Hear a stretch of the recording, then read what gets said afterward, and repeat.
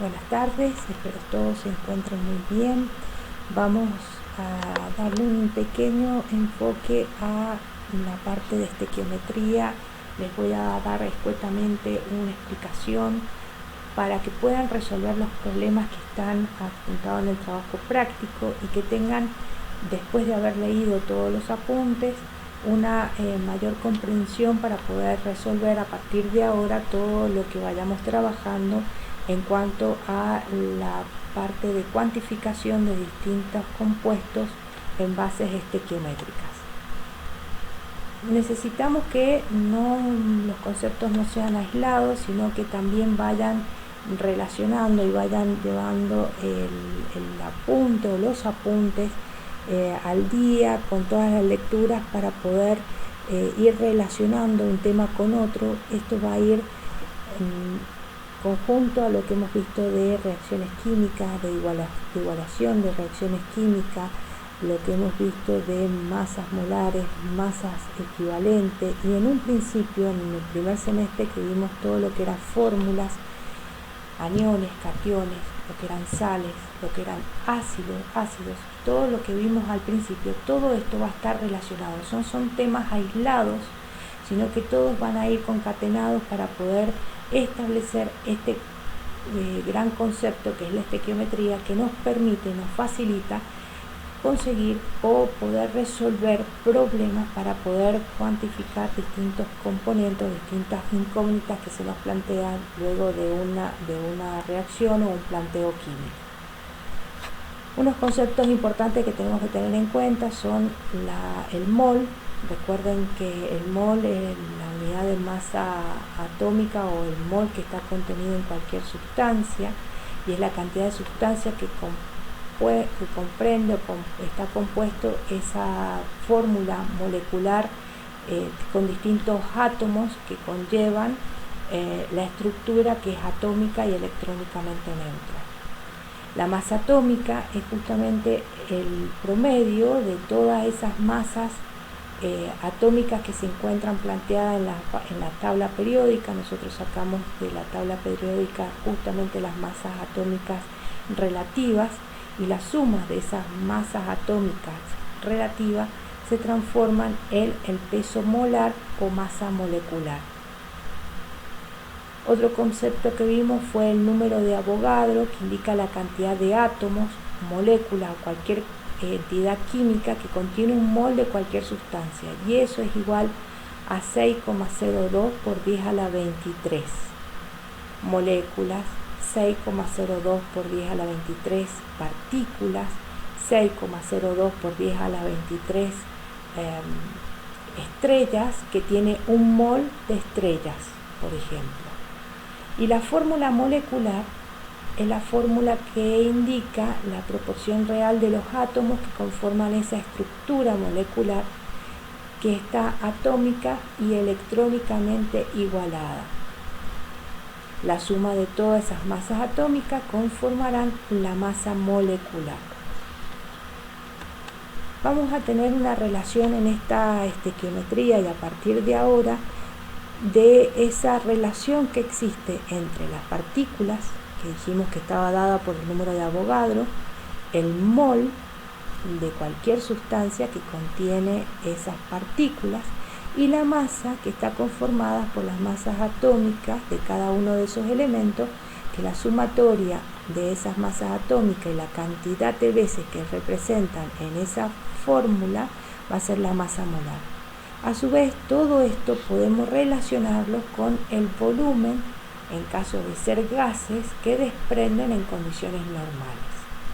Entonces, si nosotros queremos saber partículas, o tenemos como dato partículas, y queremos saber moles, con esta valoración del número de Avogadro obtendremos la cantidad de moles que contienen esas partículas. Y si sabemos moles y queremos saber masa, entonces con la cantidad de moles podremos averiguar la masa que están contenidas en esos moles. A su vez, esos moles van a desprender un volumen de gas. Ese volumen de gas, cuando se trabaja en condiciones normales de presión y temperatura, todo mol de cualquier gas desprende en condiciones normales 22,4 litros. ¿A qué se llama condiciones normales? A una temperatura absoluta de 273 grados Kelvin y una atmósfera de presión. ¿Cómo vamos a plantear cualquier problema cuando empezamos a trabajar en estequiometría? Primero vamos a hacer una lectura comprensiva del problema. Se lee atentamente el enunciado de ese problema, se registran los datos identificándolos mediante una simbología adecuada. Puede ser un asterisco, puede ser un marcador, puede que lo escribamos aparte, pero necesitamos identificar los datos que son importantes para poder saber de qué estamos hablando. ¿Hay alguna forma de averiguarlo? ¿Cómo representaríamos esa incógnita? Entonces todo eso se da o sale de una lectura comprensiva del enunciado de ese problema. Luego vamos a elaborar y ejecutar un plan para resolver el problema. Puede realizar una representación mediante una ecuación o gráfico de ese enunciado. Si estamos trabajando en un problema químico, lo primero que vamos a pensar es que vamos a necesitar una reacción química, una ecuación química para poder plantear el problema. Podemos relacionar estos datos del problema a partir de esa representación. La reacción química obviamente va a tener que estar relacionada con el enunciado del problema y obviamente que va a tener que tener alguna incógnita que esté también dentro de esa reacción química. Necesita realizar alguna conversión. Supónganse que están en kilos y ustedes tienen que trabajar en gramos, o están en mililitros y tengan que trabajar en litros, o que la respuesta sea en partes por millón, es decir, miligramos por litro o miligramos por kilogramo, y ustedes cuando han sacado todos los resultados les dio en gramos por litro. Entonces hay que hacer una conversión física para poder tener ese resultado. Se realizan los cálculos correspondientes y luego se hará una verificación y una revisión del plan que se ha ejecutado. ¿Por qué?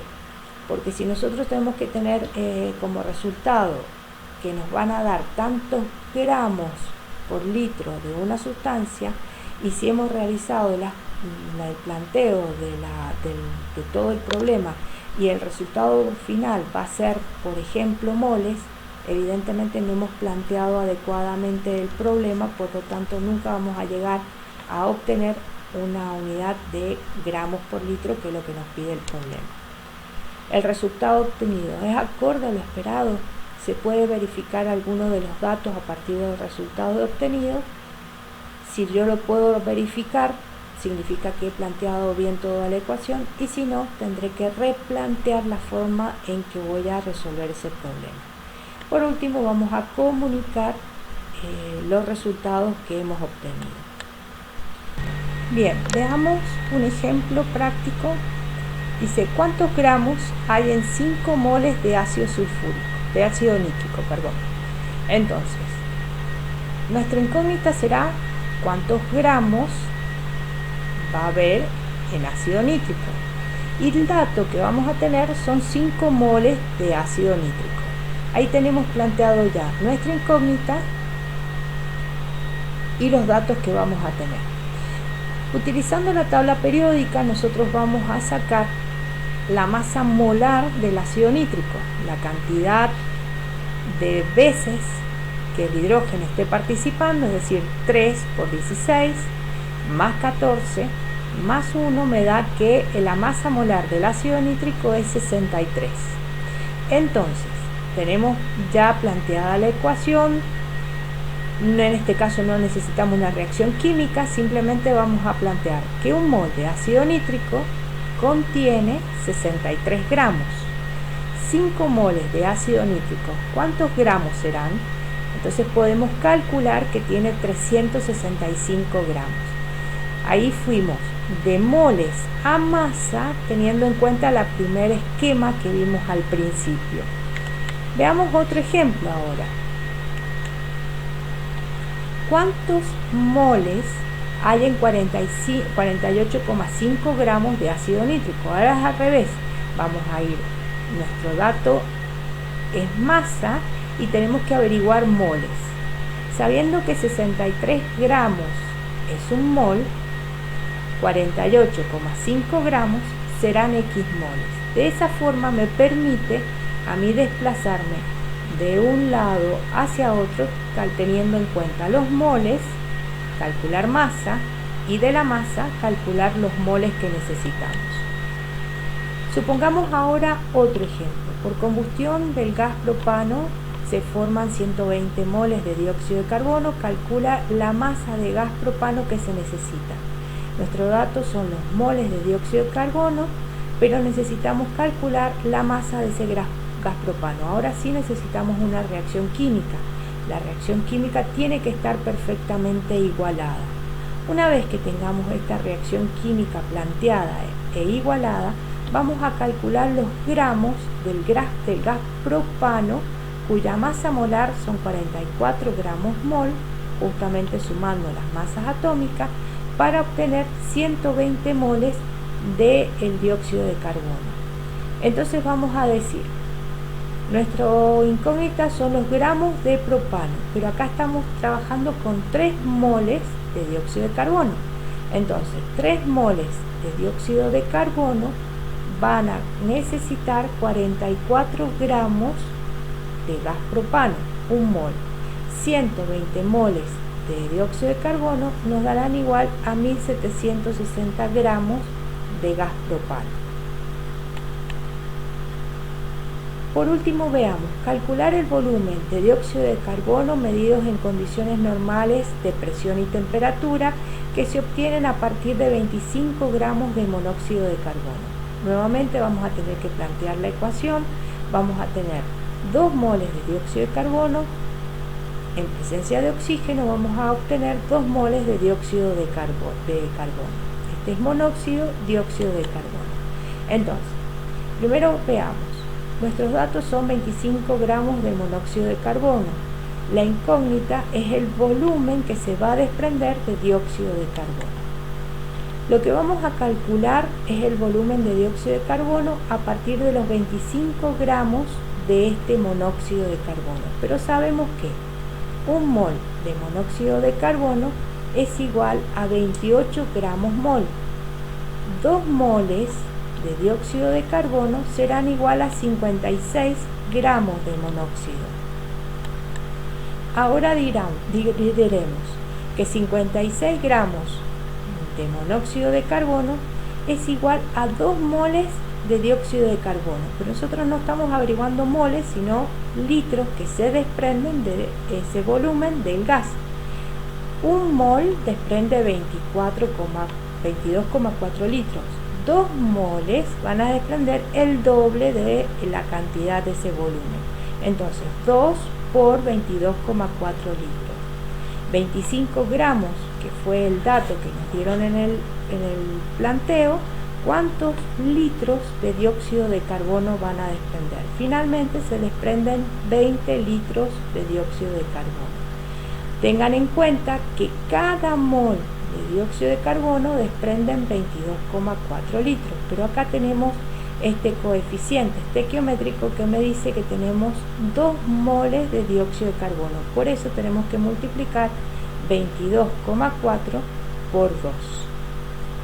Una vez que averiguamos para esto tenemos que tener bien igualadas las reacciones químicas y fundamentalmente haber escrito muy bien las fórmulas químicas para poder saber y poder trabajar mol, gramos o mol, volumen en condiciones normales y tener bien igualada la reacción.